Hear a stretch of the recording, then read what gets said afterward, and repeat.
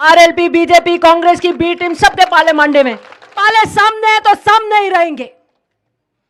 ये पीछे पीछे हाथ मिलाने की राजनीति ना हमने सीखी है ना करेंगे। देखना पड़ेगा वहां नागौर में विकेट उड़ जाएगा। आपका एक बड़ा जाट चेहरा चला गया।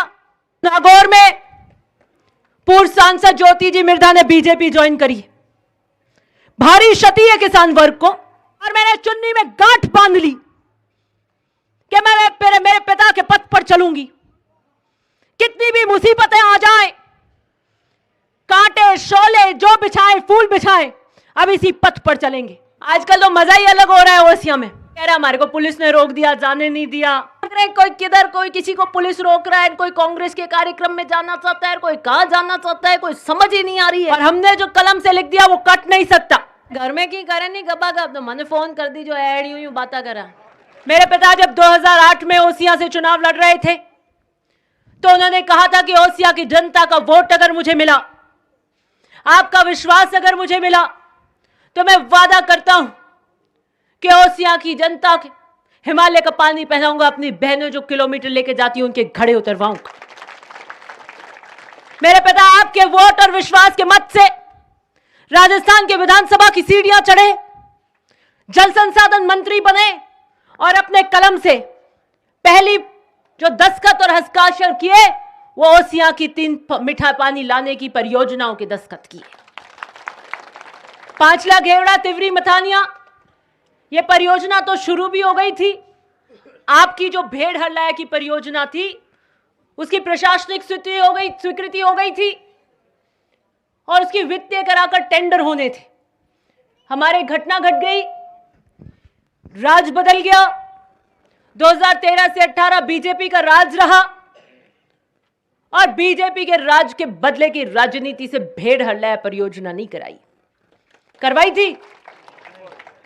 2018 में जब मैं चुनाव लड़ रही थी तो मैंने आपके इन्हीं ग्राम पंचायतों में आकर यह वादा किया था कि मैं मेरे पिता के अधूरे सपने को पूरा करूंगी।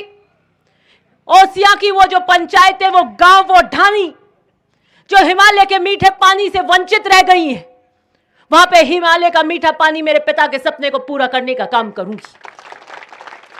मैं बेहल्ला की परियोजना लेकर आऊंगी। हमारी कथनी और करनी में कभी फर्क नहीं रहा है।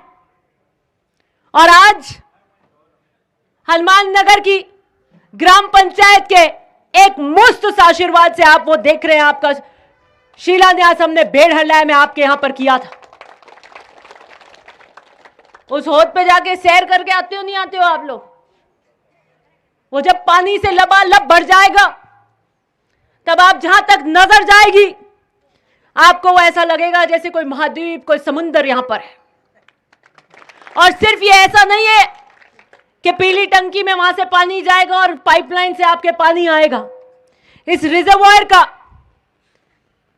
आने वाली पीढ़ियों का फायदा यह होगा कि कहीं पे भी भूजल का स्तर कम होगा, ब्लॉक्स में पानी कम हो जाएगा, लेकिन ये बड़ा रिजर्वॉयर का डैम आपके यहां पर नीचे भूजल को रिचार्ज करेगा। आपकी इस पंचायतों में हमेशा खेत में हरियाली रहेगी। यह काम भी, ये ऐतिहासिक काम यहां पर होने जा रहा है। जब मेरे पिता ने वादा किया था तो लोग बात करते थे कि हिमालय पानी की कर आ सके अपराठ है, यह तो असंभव है। लेकिन महिपाल जी कह दियो तो है बात में तो आने फर्क कभी आए को नहीं आई तो सही, बड़ा मैं आई की कर ए होच करता नहीं बेटा बेटा। 75 साल में यह एक मुश्किल कार्य है।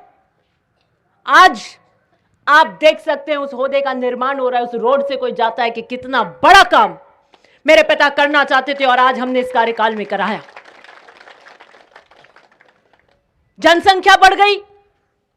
वो स्कीम 2008 में बनी थी बेड़हल्लाया, और जब 18 में मैं आई, पीएचडी के अधिकारी यहां बैठे, हमने उसको खोला, रिवाइज किया, क्योंकि जनसंख्या बढ़ गई थी।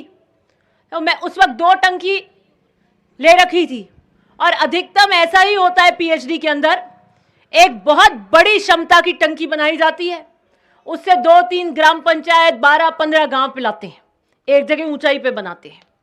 जब मैंने उसको स्कीम को देखा तो मैंने कहा जब आप सब कुछ डिजाइन बदल रहे हो, हर चीज बदल रहे हो, तो टंकियों की भी आप क्षमता और नंबर बढ़ाओ। तो मैंने आपकी 6-7 पंचायतों में 2 या 3 की जगह 15 टंकी कर दी। मैंने कहा 20 साल बाद इस टंकी से सप्लाई नहीं हो पाएगी, ये छोटी कम पड़ जाएगी। तो आज जब इतना पैसा लग रहा है, बाद में कोई स्कीम नहीं बनती, फिर ठीक है एक आधी आप जोड़ते हो करते हो, 15, 20, 30 साल ऐसी बड़ी स्कीम आती है एक बार। मैंने कहा जब फिर दिक्कत होएगी तो आज क्यों नहीं हम दूर की सोच के चलें। मैंने उसमें सब जगह टंकियां घुसा दी। उस स्कीम 200 करोड़ से 600 करोड़ हो गई। फिर आपकी इस कारण हमारी जो तंपजार हुई वो तो आपने विधानसभा में सुना था। मैं इनका ओसिया की जनता का मत लेकर आई हूं, ना नहीं सुनना चाहती हूं, और हमने जो कलम से लिख दिया वो कट नहीं सकता। 5 टंकी काटी, मैंने पीएचडी के बड़ी गाल दी। वो आप सरपंचों में डालते हो ना, वो आपकी एक के डल गई कर दी तो दूसरे की बड़ी निकालते हो, तो मैंने वो बड़ी गाल दी पीएचडी के। मैंने कहा 5 काटी तो 21 लेंगे। कहे नहीं साहब हम 5 कर देंगे। मैंने कहा 5 तो कराएंगे, कर क्या दोगे? 5 काटी क्यों? या तो सस्पेंड हो, काटी क्यों आपने? हम वादा करके आए हैं जनता से, जनता के बीच में जनता के हित के काम हमें करने हैं। वो 21 टंकियां ली। कहां है पीएचडी? कितनी ली? कोई कह रहा है कि नरम रहना चाहिए, ऐसा रहना चाहिए। नरम रहता नहीं तो मैं 5 ही उड़ जाती बच्चे की नहीं मिल तो मिल तो गई। तो आप बता दो नरम रहूं कि कड़क रहूं?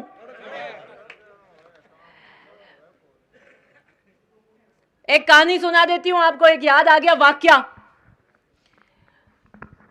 चंदनमल जी मंत्री थे, मदेरना साहब के दोस्त भी थे, बहुत नेहरू टोपी रखते थे। 98 में अशोक जी मुख्यमंत्री बन गए, चंदनमल जी बैद उनकी सरकार में फाइनेंस वित्त के मंत्री बने। तो मेरे पिता उस वक्त जिला प्रमुख थे, उनको उन्होंने सर्किट हाउस में बुलवाया। वो तो राजनीतिक पृष्ठभूमि का उनको सब ज्ञान था। तो उन्होंने कहा महिपाल एक बात कहता हूं, गांठ बांध लेना, मैं जात से बढ़िया हूं। व्यवसाय धंधा ये होता है नरमाई से। किसी की दुकान है क्या किराना की, परचून की? यहां महाराज की है, और किसी की खाद बीज की, इनको सबको पता है। अगर कोई उधारी दी है, उधारी के बिना काम चलता नहीं, ग्राहक टूट जाते हैं, दूसरी से ले आएगा। 2000 की उधारी दी हुई है, वो आके कहे भाई आज तो 500 ही रुपए, 1500 बाद में देंगे। महाराज के कोई बात नहीं, और की चीज भाई भी ले जाओ। बटाए आंख दिखा दी तो ग्राहक दूसरी जगह ले आए, 1500 और डूब जाए। तो धंधो करे, व्यापार करना, नरमाई राख नहीं पड़े, डबल जूत लागे। ने कहा महिपाल धंधा होता है नरमाई से और राजनीति होती है कड़काई से। अपने पिता की तरह, परशुराम मदेरना की तरह कड़काई रखना तो कामयाब हो जाओगे। तो आपको यहां कह रही हूं, कड़काई रखती हूं मदेरना साहब की तरह और महिपाल मदेरना की तरह। कड़काई रखती हूं किसान की तरह, और वही कड़काई रखती हूं जो आपके साफे के मान के लिए जरूरी होती है। कोई क्या आजकल जमाना नहीं रहा इसका, तो जमाना तो चोरों का आ जाएगा, तो क्या चोर बन जाएंगे? ये बातें दलीलें नहीं चलती। जमाना किसका है, हवा किसकी है, बात तो सही पे सही रहेगी। और ये कहने के लिए 100 मन का कालजा चाहिए कि नहीं भाई ये काम नहीं हो सकता, और नहीं मुंह पे कहेंगे तो पता है रूठ जाएंगे। लेकिन उनको ये विश्वास है कि दिव्या जी सही हां और ना का जवाब देती हैं तो सही में देती हैं, होता होता तो वो करवा देती।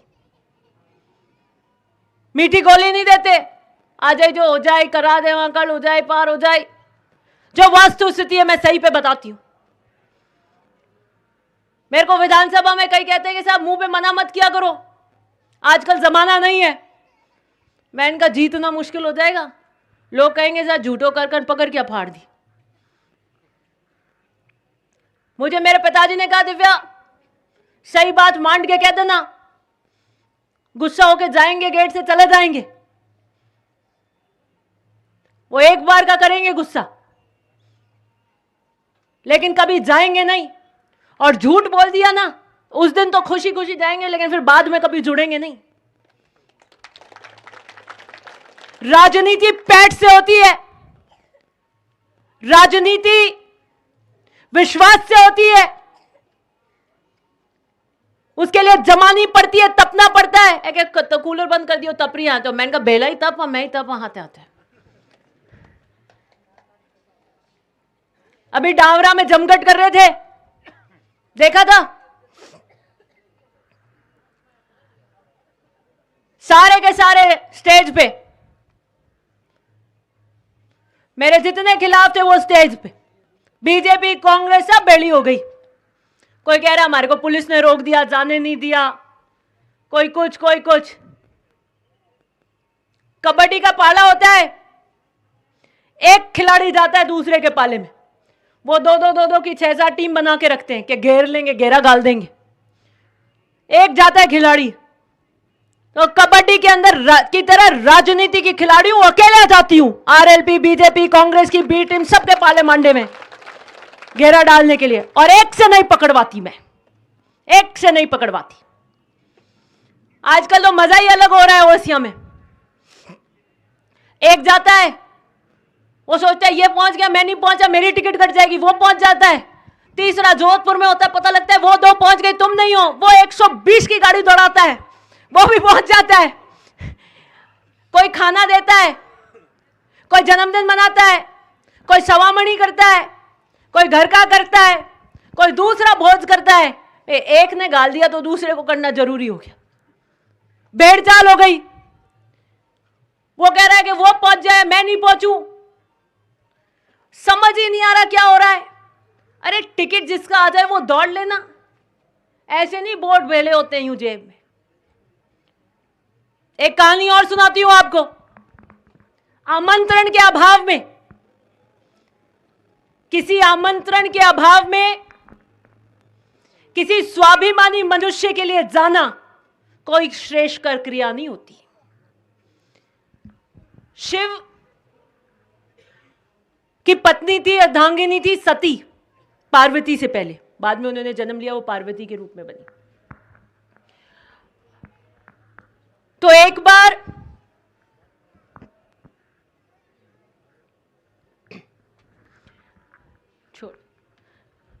एक बार सती बैठी थी शिव जी के पास में, ऊपर से उड़न खटोले जा रहे थे, सब देवता जा रहे थे। तो उन्होंने पूछा शिव से कि ये सब कहां जा रहे हैं।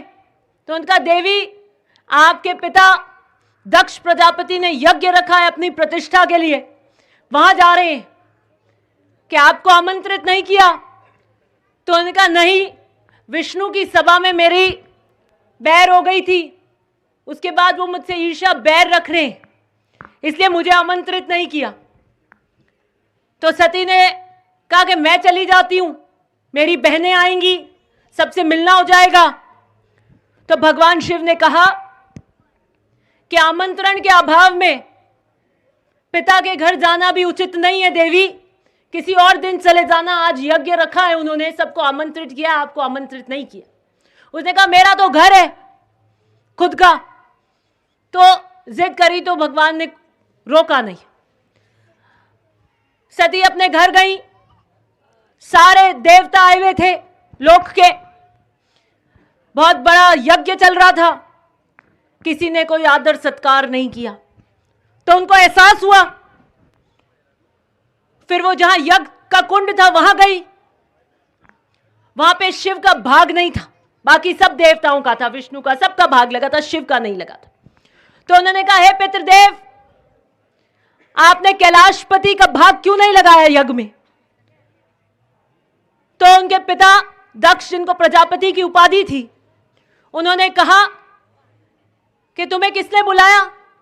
और शिव कोई देवता थोड़ी है, वो तो बाघ की छाल पहनते हैं, तांडव करते हैं, वो कोई देवता नहीं है। और तुम भी ऐसे आए हो, तुम्हारी देखो बहनें थी गहनों से सोजित।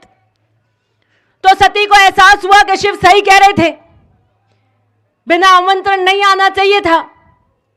लेकिन जब उन्होंने शिव के खिलाफ बोला कि भाई आप तो देवता ही नहीं हो, उस वक्त उसको बहुत आत्मगिलानी हुई। उसने वहां बैठे सब देवताओं से आह्वान किया कि आप शिव जो कैलाशपति हैं, जो मंगल के प्रतीक हैं, बीच में मत करो आप,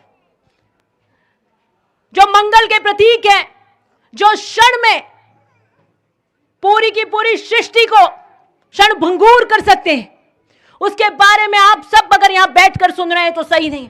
और वो यज्ञ में कूद जाती हैं। जब शिव को पता लगता है, वो आते हैं, सती को निकालते हैं, और जब वो पूरी जली हुई उनके हाथों में होती है तो शिव बेसुध हो जाते हैं। जब शिव बेसुध होते हैं तो पृथ्वी घूमना रुक जाती है, हवा चलना बंद हो जाती है, सृष्टि रुक जाती है, और पूरी सृष्टि में त्राईमामम हो जाती है। तब विष्णु आते हैं और सती के इसे काट कर वहां पे जमीन पे आते हैं, जो वो जहां जहां पड़ते हैं वहां शक्तिपीठ आपकी पूजा हुई है, आप जाते हो। अर्थात कि बिन बुलाए मेहमान मान न मान, मेरा मेहमान तो सम्मान नहीं मिलता भैया। बिन बुलाए तो आप दुख में जाओ, सत्संग में जाओ। आजकल पता ही नहीं क्या हो गया है, भग रहे, कोई किधर, कोई किसी को पुलिस रोक रहा है, कोई कांग्रेस के कार्यक्रम में जाना चाहता है, कोई कहां जाना चाहता है, कोई समझ ही नहीं आ रही है कि वहां जाएंगे तो हम पता नहीं क्या दिव्या को घेर लेंगे, हम वहां पहुंच